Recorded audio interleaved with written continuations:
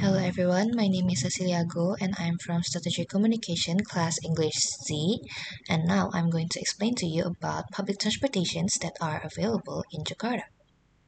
So as we all know, Jakarta is a pretty wide and vast city, and in order to travel from an area to another area in Jakarta, of course we need transportation.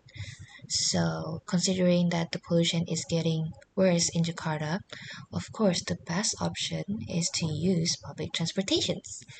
And so now, without any further ado, I will explain four options of public transportations that are available in Jakarta. So the first public transportation is Transjakarta. Transjakarta is a public bus that has been operating since 2004. It has special lanes that you can find on the road, so it can continue to operate even in the middle of traffic jams, especially during rush hours. And it has various routes that expand all over Jakarta. So it is quite nice to use Transjakarta if you want to go around Jakarta. And the fare itself is also cheap. It ranges from 2,000 rupiah to 3,500 rupiah. So yeah, it is cheap. And the second form of public transportation is the MRT train. The MRT train is actually still quite new in Jakarta because it operated back in March 2019. Yes, so it has been operating for around 5 years only. So it is quite new. And the MRT train travels in high speed, so it is suitable for people who wants to travel in Jakarta but have limited time because it saves a lot of time since it travels in high speed under the ground. So yeah, and the fare itself it ranges from 3,000 rupiah until 14,000 rupiah, and it depends on the distance that you travel. And the third form of public transportation is the commuter train, or we call it as KRL here, KRL. And the commuter train, actually, with commuter train, you can travel around Greater Jakarta. So not only Jakarta, but Greater Jakarta.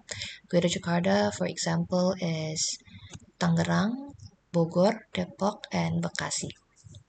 So yeah, eh, if you ask what's the difference between the MRT train and the commuter train, it is that, of course, commuter train can travel around the Greater Jakarta, so it has even more routes than the MRT train.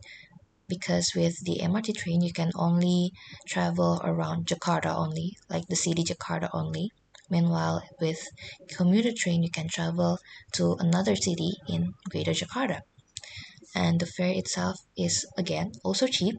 It ranges around 3,000 rupiah for every 25 kilometers, and for the next every 10 kilometers, the price is around 1,000 rupiah. So yeah, it is really cheap. And the last but not least form of public transportation is microtrans. Microtrans, or as known as Jaklingko, it is actually a minivan goes around that stops around a bus stop, so from another bus stop to another bus stop in Jakarta. So, if in my opinion, it is actually kind of similar with angkot, but I think microtrans is a bit fancier form of it. And the great news is that it is free. But in order to travel with Jaklingko, you have to buy the Jaklingko card first before traveling. But after that, you don't need to pay anything. So yeah, and the conclusion is the best form of public transportation in Jakarta, in my opinion, is the commuter train. Why? Because I personally have used the commuter train since I am from not Jakarta as well, and I think it makes it easier for me to travel to Jakarta because the routes are very wide and very um, it expands from Jakarta to another city. And because I am from Bekasi, I think it really makes it easier to travel from Jakarta. So yeah, and it is also cheap.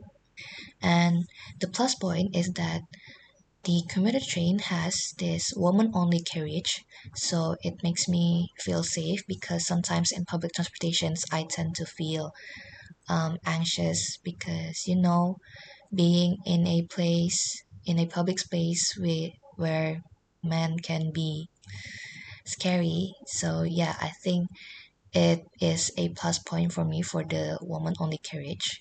So yeah, that is all for me. Thank you for watching.